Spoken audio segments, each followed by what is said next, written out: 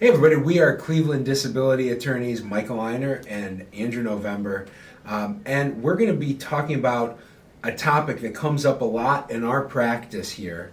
So I'm so glad that I've got Andrew joining me today because he's the long-term disability LTD specialist here in the office. Andrew, when we're handling a Social Security case for a claimant who also has an LTD claim, there's a lot of special issues that come up. What are the things that you notice, especially working as much on LTD claims as you do, that you need to be aware of when you're handling the Social Security case and when you're working up the LTD claim? Sure. Well, what's the thing that every attorney wants to do? And that is to win cases. We all want to win cases.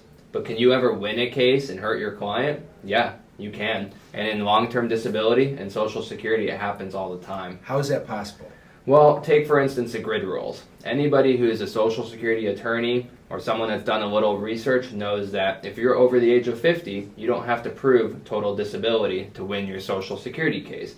So long as you're limited to seated work, you win. That's called a grid win. That can be very detrimental to a long-term disability claim. For instance, if you're over the age of 50 and you're on long-term disability, you still may have to prove total disability.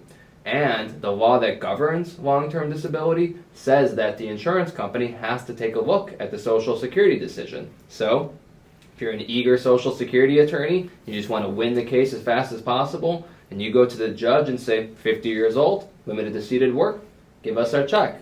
Well, you won the Social Security case, but you probably just tanked their long-term disability case. So that's the number one issue I see when I get long-term disability clients who had their Social Security case handled out of the office. And so what do you try to do in that circumstance? You've got a client who's over 50 years old. The judge wants to find the easiest path to approving their claim, which probably means less work for them.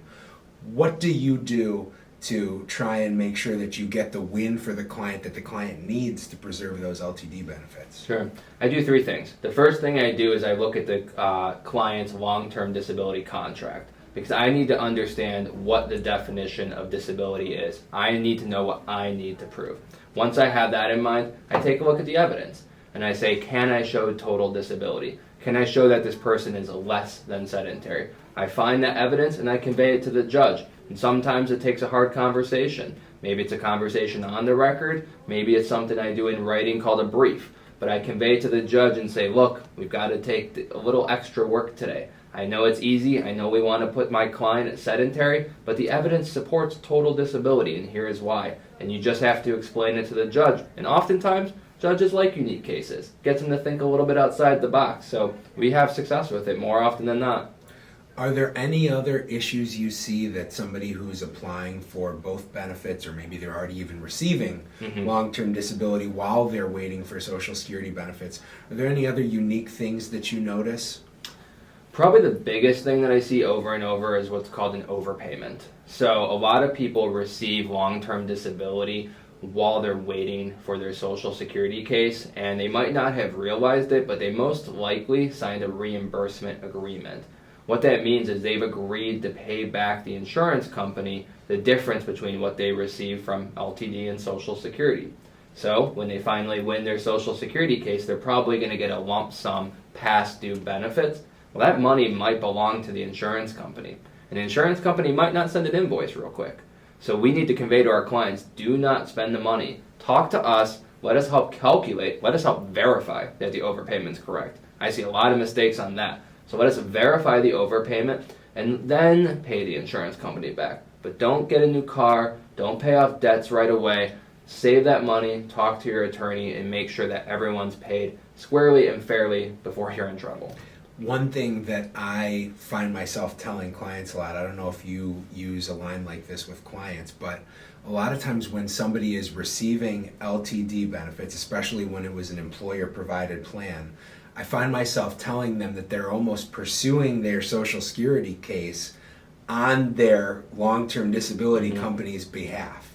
Because the goal is, right, to make it so that they can offset their costs of the monthly benefit, which is usually larger from the long-term disability company, by the amount of the Social Security disability benefit. So a lot of times people will be applying for Social Security benefits thinking that that's going to give them an extra padding in their wallet every month, but really that money is all ending up going back to the LTD company. And so I have to have what's a sad conversation with them to let them know you're really fighting this claim on the behalf of your insurance company. Is that something that you find yourself telling people? Yeah, I tell that to people all the time. You're definitely fighting for the insurance company, but there is some merit to pursue. One is you're probably required to file, and that's unfortunate. Your policy probably says that you have to file. But there are benefits. One is called the cost of living. As if you saw our last video, there's a 5.9% increase.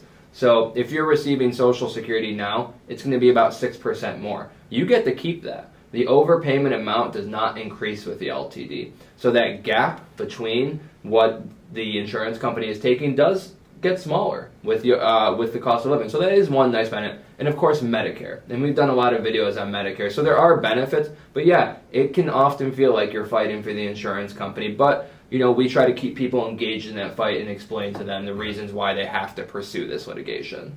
Yeah, well, I hope that we've been able to provide people a lot of good information about the interplay between long-term disability and Social Security disability benefits. But as always, if you have any questions, please feel free to give us a call here at the office, 216-282-1773. Reach out to us on our website, linerlegal.com, or any other of our various social media avenues. We're always happy to answer your questions and see how we can help out.